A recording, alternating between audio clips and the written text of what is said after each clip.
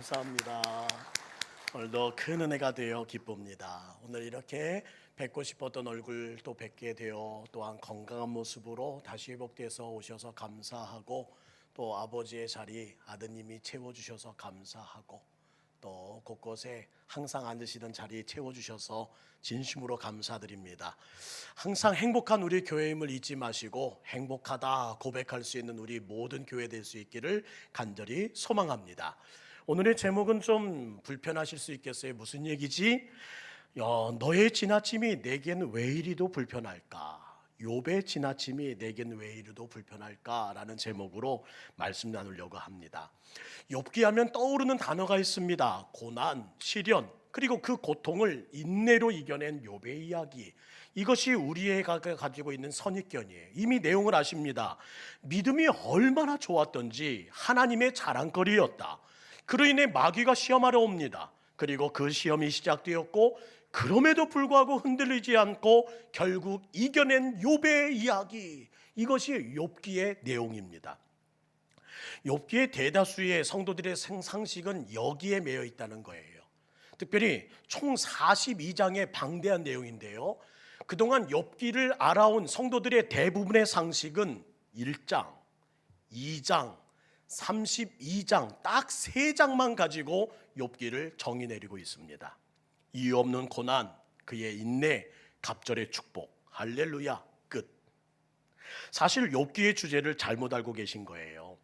아카드어로 욥이란 뜻은요, 하늘 아버지는 어디 계시는가 라는 뜻을 갖고 있습니다. 그러니까 욥 자체가 질문인 셈입니다. 욥을 통해 하나님은 질문하길 원하셨습니다. 하나님은 대체 어디 계십니까? 이 질문으로 은혜를 발견한 사람이 욥이었고, 그 욥이 경험한 그 지혜를 다 정리한 것을 욥기, 그래서 지혜서라고 말합니다. 고난 속에서 하나님이 어디 계신지, 누구신지, 어떻게 일하시는지를 우리로 하여금 발견케 하는 책, 지혜서 욥. 저는 그래서 앞으로 몇 주간 욥기를 통해, 우리 욥의 고백을 통해, 욥이 발견한 은혜를 통해 저희들이 다시 한번 가져야 할 마음가짐은 무엇인지를 회복하고 만져가는 시간을 갖기를 원합니다. 오늘 읽은 1장을 보면요, 욥은 기가 막히게 포장된 인물입니다. 따라합시다. 포장된 인물. 그러나 세 친구와의 대화를 통해 그 틈이 하나씩 하나씩 드러나기 시작합니다. 그의 포장이 하나씩 벗겨지기 시작해요.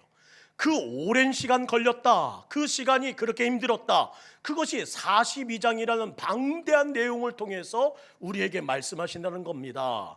포장된 우리의 신앙, 포장된 우리의 현실 벗겨내기가 쉽다, 어렵다? 어렵다.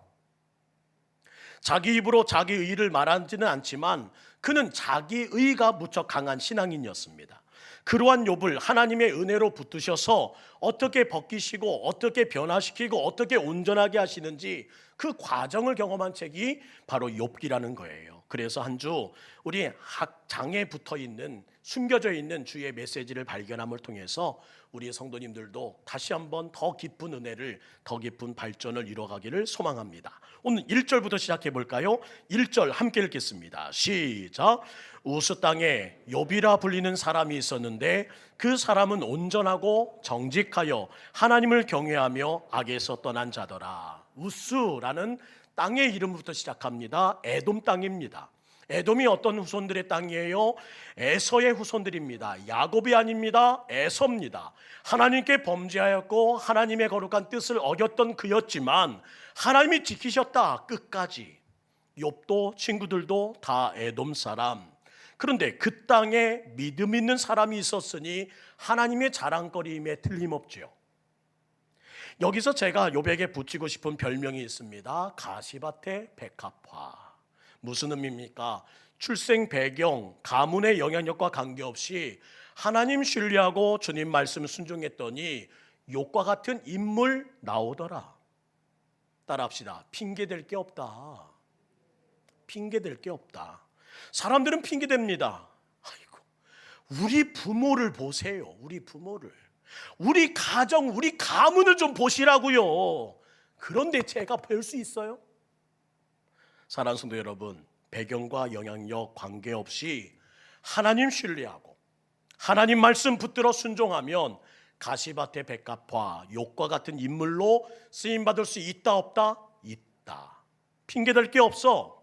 이것이 바로 오늘 욥기를 시작하는 우리에게 처음 던져주시는 주님의 메시지입니다. 저는 이 축복이 우리 동북교회 모든 분들과 함께하길 주의 이름으로 축원합니다. 핑계댈 게 없는 인생 되길 주의 이름으로 축복합니다. 그런데 그가 어떤 삶을 살아갔대요? 온전했다. 온전했다는 뜻이 뭘까요?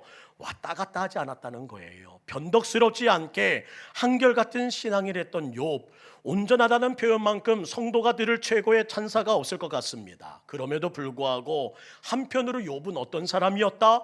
인류 역사상 가장 극심한 고난과 시련을 경험했던 사람이었다. 그가 당한 고난을 우리가 이렇게 표현하면 어떨까 해요? 따라합시다. 상실의 고난. 그는 상실의 고난을 겪기 시작합니다. 그런데 그 상실의 고난이 어떻게 만들었다? 자기가 가진 모든 것들을 다 잃어버립니다. 그가 가진 것이 무엇이었기에 그는 부자였다고 기록해요. 3절 말씀입니다. 그의 소유물은 양이 7,000마리, 낙타가 3,000마리, 소가 500결이. 결이가 뭐예요? 곱하기 2하라는 거지요. 소가 500결이 1,000마리라는 겁니다. 암나귀가 500마리, 종도 많이 있었으니 그는 동방에서 으뜸가는 부자였다. 그의 재산을 지금으로 치면 몇 천억은 되겠네요. 그뿐만 아니라 그는 화목하고 다복한 가정에 삽니다. 아들만 7, 딸만 3. 무엇보다 그는 윤리적이고 도덕적이고 또한 신앙적으로 흠이 없는 동방 사람 중에 가장 훌륭한 사람이더라. 그것이 바로 그를 소개한 글이었다는 거예요. 정말 남부러울 것이 없는 완벽한 욥입니다. 저는 이 모든 축복이 여러분 것 되기를 주의 이름으로 축복합니다. 하늘의 신령한 복과 땅의 기름진 복이 여러분에게 있을지어다. 거기까지만 있었으면 좋겠어요. 근데 보세요. 어느 날 그것도 예외 없이 그의 인생에 걷잡을 수 없는 상실의 고난이 시작되었다. 그 내용이 13절부터 이어지는 내용이거든요. 그 중에 15절, 16절 말씀을 함께 읽겠습니다. 15, 16 시작. 스바 사람이 갑자기 이르러 그것들을 빼앗고 칼로 종들을 죽였나이다. 다만 홀로 피하였으되 주님께 아뢰왔나이다. 그가 아직 말하는 동안에 또 한 사람이 후닥닥 와서 이르되 하늘의 불이 하늘에서 떨어져 양과 존들을 살라버렸나이다. 나만 홀로 피하였으되 주님께 아뢰왔나이다. 이게 무슨 일이래요? 이게 무슨 일이래요? 갑자기 스바 사람들이 쳐들어와서 욥의 종들을 죽이고 그 많던 소와 나귀를 다 빼앗아 갑니다. 근데 이야기가 끝나기 전에 또 다른 종의 허겁지겁 달려와서는 뭐라고 해요? 하늘에서 불이 떨어졌는데요, 주인의 양이 다 죽었어요. 그런데 그 말을 듣는 종이 또 말을 끝내기 전에 갈대 사람이 욥의 낙타를 다 빼앗아 갔다는 이야기가 17절에 큰 바람이 훅 붙더니 마다들의 집에 지붕이 무너져 내렸고요, 함께 모여 식사하던 욥의 당신의 자녀들이 다 몰사했습니다.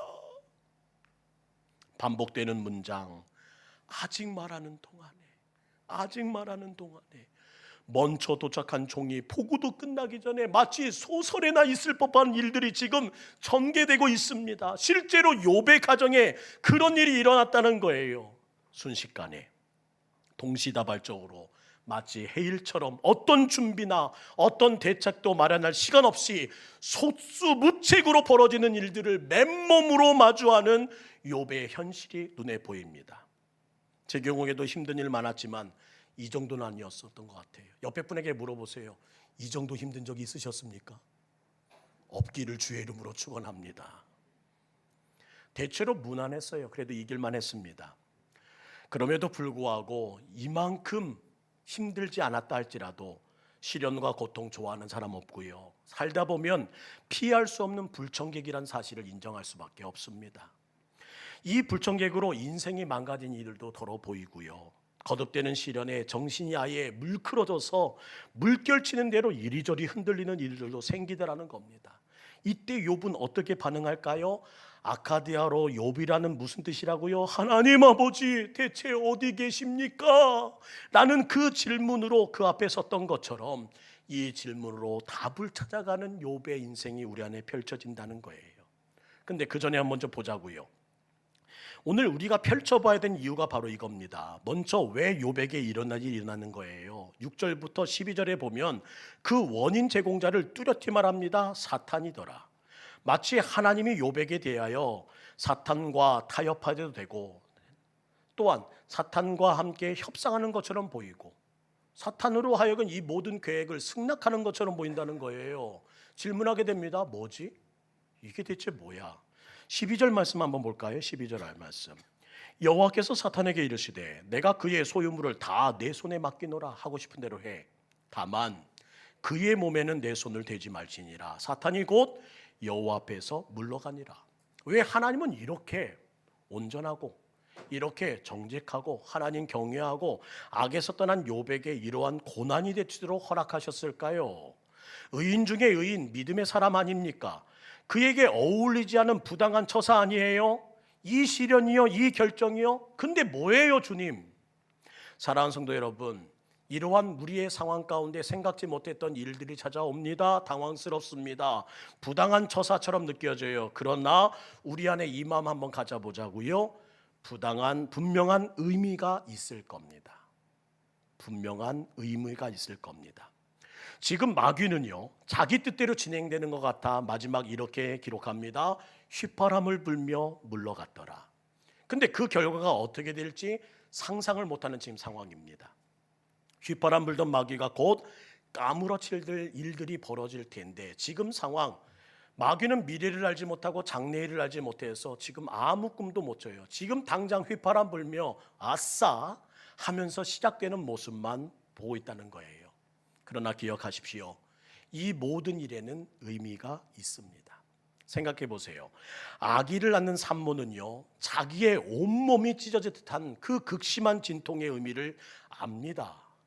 내가 왜 이 순간을 버텨내고 이겨내야 하는지, 이 상고를 넉넉히 견뎌내는 이유를 분명히 알기에 참아내더라는 거예요.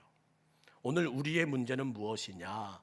우리들은 이 모든 일에 힘들고 견디지 못하는 이유는 이 모든 상황이 아무 의미 없다고 생각한다는 거예요. 아니요, 의미 분명히 있습니다. 그 의미를 발견하고 그 의미를 찾아 능히 하나님이 주신 메시지로 발견하는 것이 지혜잠을 잊지 마시고 욥처럼 그 지혜를 가지고 나갈 수 있는 여러분 되기를 주의 이름으로 축원합니다.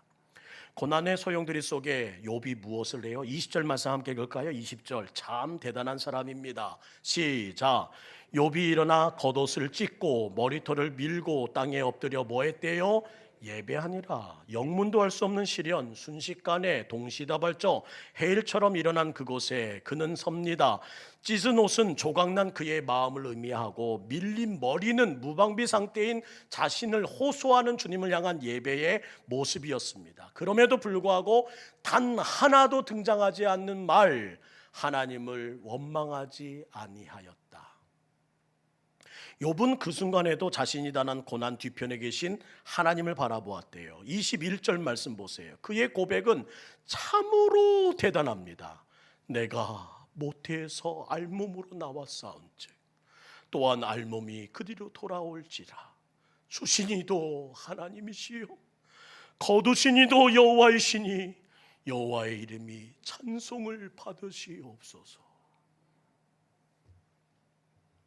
근데 저는요, 이 욥의 모습이 도저히 공감되지 않습니다. 오늘 설교 제목이 뭐였지요? 너의 지나침이 내겐 왜 이리 불편할까? 욥의 지나침이 왜 이리 불편할까? 너무 초연해 보이지 않으세요? 마치 초인간적인 슈퍼맨 같아 보입니다. 예전 개그의 말을 빌리면요, 그는 절대로 인간이 아니무니이다. 인간이 아니에요. 인간이라면 이럴 때 어떻게 행동해야 돼요? 원망해야지요. 신음해야지요. 어찌 이런 고백이 나와요? 자기의 10명의 아이들이 한순간에 다 사라졌습니다. 자기의 재산을 다 잃어버렸습니다. 빈손 되었어요. 빈몸 되었어요. 가슴이 다 찢어졌습니다. 주시니도 주님이시요 걷어가시니도 주님이시니 주님 찬송 받으소서. 와, 아니 자신의 소나 나귀를 훔쳐간 종들을 죽이고 그렇게 모든 것을 한 스바 사람에게, 낙타를 빼앗은 갈대아 사람에게 복수 계획을 세워야 되지 않을까요? 아니 그게 더 정상적인 모습 아닐까요? 그것을 이행하지 못하더라도 자녀가 죽게 한 그 바람을 원망하면서 무슨 일이야? 왜 내게 이런 일이 있냐고, 평생 가족을 지켜주실 것 같은 하나님을 향한 배신감에 주여 이건 아니지요. 옷을 찢고 머리를 밀면서 그 비명을 질렀다면 저는 그에게 사람, 인간미가 느껴집니다. 근데 욥은 달랐대요. 1절 말씀 보세요. 1절 마지막 장, 1장 마지막 절은 이렇게 끝납니다. 22절, 이 모든 일에 욥이 범죄하지 아니하고 하나님을 향하여 원망하지 아니하니라. 여기까지 여러분이 알고 계신 욥의 모습입니다. 욥은 사람들이 원망하고 표출하는 모든 분노, 그것은 하나님 앞에 범죄하는 일이라고 생각했다는 거예요. 욥의 저자는 그의 탁월한 태도에 대해서 찬사를 아끼지 않습니다. 1장은 바로 그런 내용이에요. 이야, 욥이라 불리는 사람 정말 대단하구나. 오늘 읽고 있는 우리에게 이렇게 도전합니다. 우와, 대단하다. 1장만 읽어도요, 사탄의 패배는 자명해 보입니다. 사탄의 그 당황한 기색이 역력합니다. 어떻게 이런 사람이 있어? 이런 욥을 사탄이 어떻게 이겨? 그런데 말입니다, 제게는 믿음이 없어서일까요? 욥의 지나침이, 이 비인간적인 모습이 내게는 왜 이렇게 불편할까요? 욥의 신앙의 또 다른 불행을 또한 전조처럼 보이고 있는 것을 바라보며 왜 이렇게 마음이 들썩들썩거릴까요? 그때 말씀 한 절이 떠올랐습니다. 전도서 7장 16절 17절 말씀이에요. 여러분 한번 그 불편함을 갑자기 읽어보세요. 시작. 지나치게 어찌하여 스스로 배망하게 하겠느냐. 지나치게 악인이 되지도 말며 지나치게 우매한 자도 되지 말라. 어찌하여 기한 전에 죽으려고 하느냐. 지나침을 경계하라. 그것이 지혜자의 얘기입니다. 지나침이 경우에 따라 악이 되기도 하고 폭력이 됩니다. 욥의 경건이 지나치다고 해서 그것을 부러워하지 않는 건 아닙니다. 저도 그처럼 되고 싶어요. 그런데 욥과 같은 그 큰 신앙이 부럽지만 동시에 저에게는 매력이 느껴지지 않는다는 겁니다. 차라리 겟세마네 동산에서 엎드려, 아버지 할만하시거든 이 잔을 내게서 지나가게 하시면 안 되나요? 이렇게 기도했던 예수님의 절규가 더 매력적이고 마음에 와닿지 않습니까? 저는 욥의 모습보다 예수님의 절규의 모습이 제게는 더 따라하기 쉬운 것처럼 보입니다. 여느 사람에게서, 결코 나에게서 절대로 찾아보기 어려운, 내게는 절대 불가능한 평정심을 보이는 그를 바라봅니다. 오늘 읽은 본문 보세요. 4절과 5절 말씀. 그의 아들들이 자기 생일에 각각 자기 집에서 잔치를 베풀고 그의 누이 3명도 청하여, 고대 사회에도 불구하고 그 가정에는 남녀 차별이 없었답니다. 의식 있는 집안, 훌륭합니다. 이어지는 말씀 보세요. 함께 먹고 마시더라. 그들이 차례대로 잔치를 끝내면 욥이 그들을 불러다가 성결하게 해야 돼.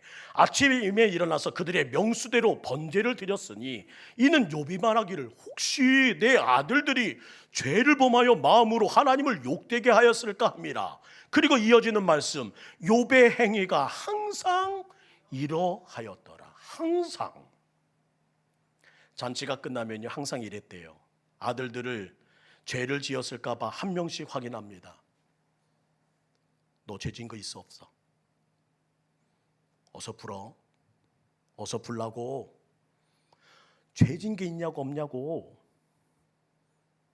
참 꼼꼼한 욥. 얘들은 어땠을까요? 저는 그 자녀들이 참 힘들었을 것 같아요. 학교에서 귀가하는 자녀에게 지쳐서 축 늘어진 모습으로 오는 퇴근하는 딸에게 묻습니다. 너 오늘 죄 진 거 있어 없어? 어서 불어. 내가 대신 기도해 줄 테니까 어서 불라고. 어떻게 죄인인데 죄를 안 져?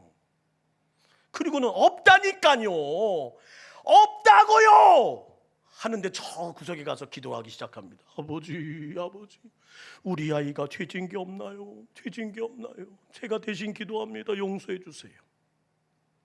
저는 좋은 것 같지만 강박적이지 않는가 생각돼요. 명륜이에게 지쳐서 들어오는데 아빠가 그래. 너 오늘 죄진 거 있어 없어?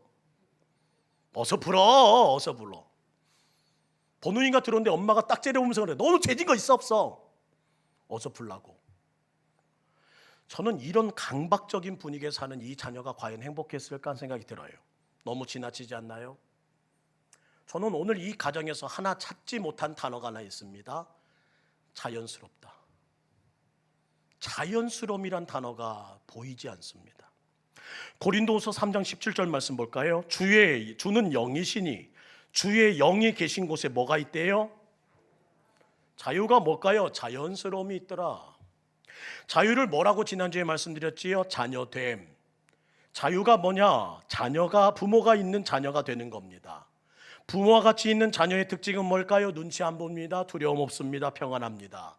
제가 예전 어렸을 때 야구를 하다가 유리창을 깼어요. 하나도 걱정되지 않더군요. 왜? 부모님이 옆에 계셨습니다. 다 보고 계셨어요. 물어주실 거니까. 우리에게 주신 자유는 자녀됨입니다. 자유는 자녀됨. 그러면 자유의 반대말은 뭐라 말씀드렸지요? 종됨. 종의 특징 뭐예요? 자녀됨의 반대겠지요. 늘 눈치 봅니다. 늘 두렵습니다. 언제 혼날까 두려워요. 조건의 관계입니다. 내가 어떤 결과를 내야만 이 자리를, 지금 이 부요함을, 이 모든 상황을 지켜낼 수 있을까 하는 마음에 항상 잘하고 싶고 항상 강박 속에서 뭐처럼 살아간다? 종처럼 살아간다. 결국 그 단어를 예수님이 이렇게 표현하시네요. 외식하지 말아라. 자연스러움이 없습니다. 유별납니다. 튀려고 합니다. 보여주려고 합니다. 다 아는데 누구만 모른다? 욥만 모른다. 신앙은 자연스러워야 돼요. 겉으로 볼 때는 흠잡을 데 없는데 그의 인생, 그의 모든 상황을 보면 자연스럽지 않습니다. 제 눈에는 완전 바리새인의 신앙이요, 제 눈에는 완전 율법에 꽁꽁 묶인 인생처럼 종처럼 살아가고 있습니다. 불편합니다.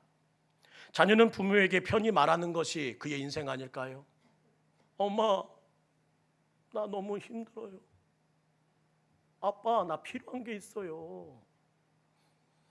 그것이 자연스러운 모습이죠. 아시잖아요. 그렇게 고생하는데 아들이 아무 말 안 하고 항상 아무 일 없어요. 잘 살아요. 지금 문제는 골마 터지는데 딸이 와서는요, 어휴, 아이고, 나는 우리 부모님이 기도해 줘서 아무 일 없습니다. 아는데 지금 욥의 행위가 항상 이러하였더라 라는 말은 꼭 좋은 뜻은 아니었을 것 같아요. 넌 종이 아니라 자녀라고. 왜 항상 그렇게 살아? 주님께서 오늘 우리에게 말씀하시는 거 아닐까요? 이어지는 2장으로 가면요, 이 이유 때문에 문제가 하나씩 터지는 게 나타납니다. 욥의 지나침이, 그 인간적이지 않은 모습이 점점 불행으로 흘러간다. 감정에 진실하지 못한 믿음을 가졌더니 그 모습이 어떻게 되는지 우리에게 보여준다는 거예요. 가장 위협적인 신앙이 되어버리고, 그렇게 위장하다 보니 신앙생활에서 누려야 될 그 모든 것들이 하나씩 사라지게 되더라. 그래서 제가 부탁드리는 건 이겁니다. 하나님 앞에서만은 자유하십시오. 하나님 앞에서만은 내 감정을 있는 그대로 자연스럽게 자유롭게 표출하십시오. 종교적 위장 무서운 겁니다. 제발 위장하지 마시고 가식하지 마시고 이 시간 예배하는 만큼은 여러분의 모든 것들을 내려놓고 가시기를 주의 이름으로 축원합니다. 2장 9절 말씀 보세요. 그의 아내가 그에게 이르되 당신이 그래도 자기의 온전함을 굳게 지키겠습니까? 아이고 바보. 하나님을 욕하고 죽으라 외치니라. 욥의 아내가 이 말만 했을까요? 더 많은 얘기했을 겁니다. 이렇게 섭섭한 말도 했겠지만 달래보기도 하고, 여보 왜 그래요? 우리 하나님께 있는 모습 그대로 좀 합시다. 그렇게 가식처럼 살지 마요. 지금 자녀들의 장례를 치렀는데 부모의 가슴에 묻은 당신의 모습이 지금 정상적입니까?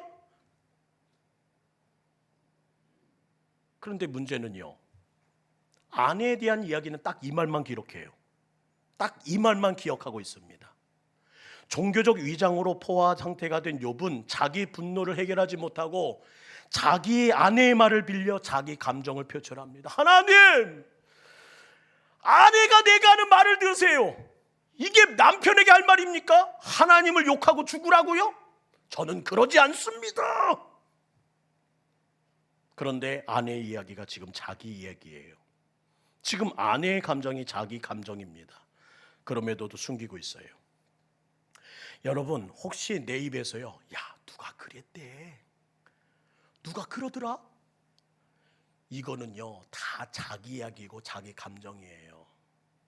내 감정에 와 닿았기 때문에 지금까지 이 안에 담고 있다가 내 입을 통해 남의 이야기인 것처럼 이야기하고 남의 감정인 것처럼 이야기하는 거지, 결국 돌아보면 그건 내 이야기고 내가 하고 싶은 이야기, 내가 표출하고 싶은 감정일 때가 많다는 겁니다.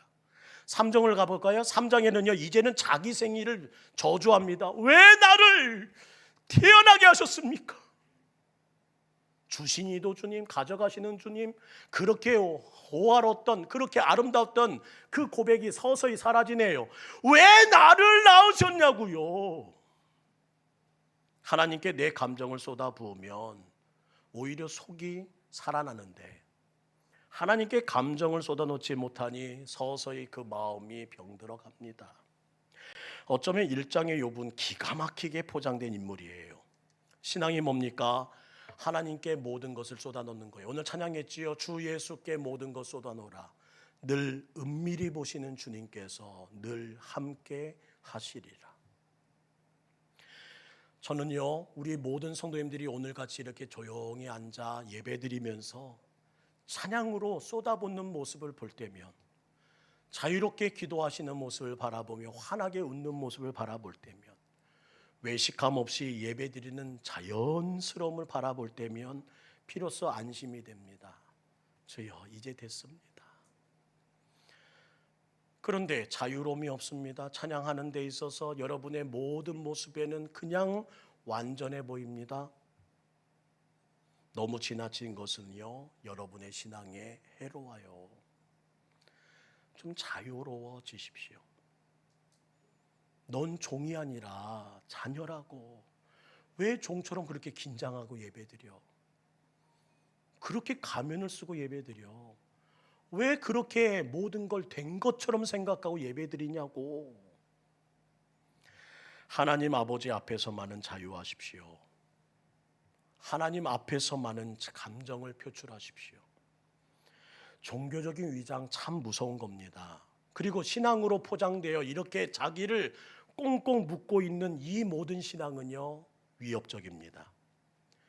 자꾸 위장하면 하나님께 쏟아붓지 않은 내 감정은 어떻게 될까요? 반드시 다른 곳에 쏟아부어 화근을 만듭니다.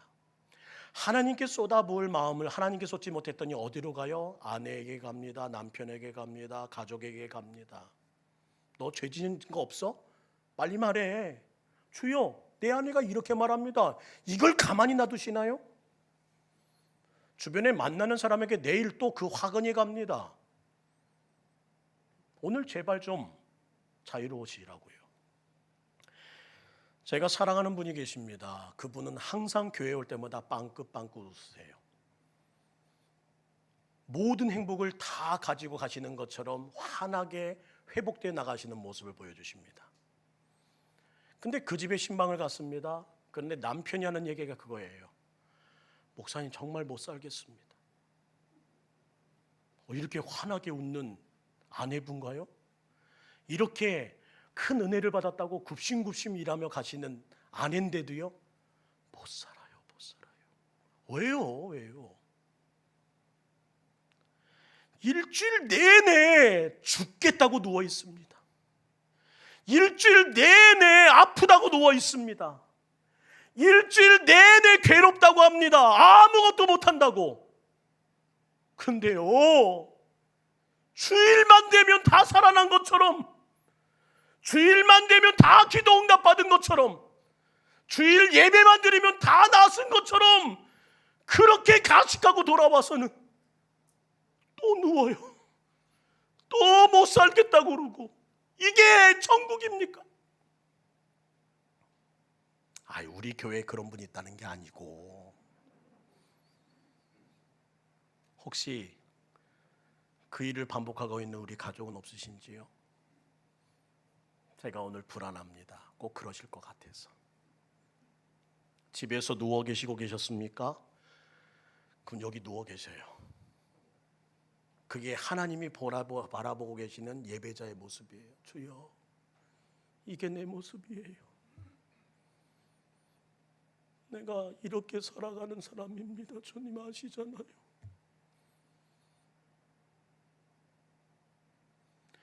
왜 담임 목사를 이렇게 착각하게 만드세요? 기도했습니다. 그리고 나가실 때는 다 도와주셔 나가시니 제 기도 제목이 바뀌게 되잖아요. 감사합니다 주님, 또 일하셨군요. 저 만나가지고 해야 될 얘기는 그겁니다. 주님, 목사님 아직도 해요. 더 기도해 주셔야 돼요. 알았죠?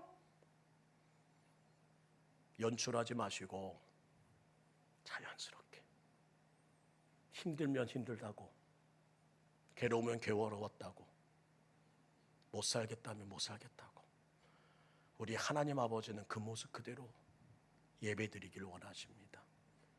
욥의 완벽한 퍼포먼스에 속지 마시고, 우리 교회는 이제부터 있는 모습 그대로, 아픈 모습 그대로, 가난한 모습 그대로, 심령의 가난한 모습 그대로, 있는 모습 그대로 자유롭게 예배드리다가 함께 울고 함께 웃고 함께 힘내고 함께 위로하고 갔으면 좋겠습니다.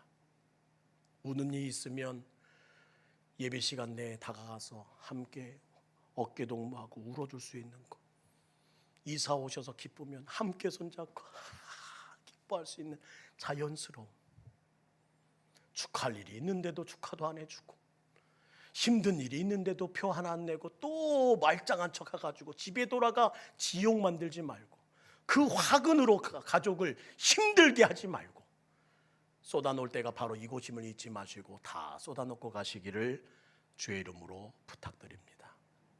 오늘 이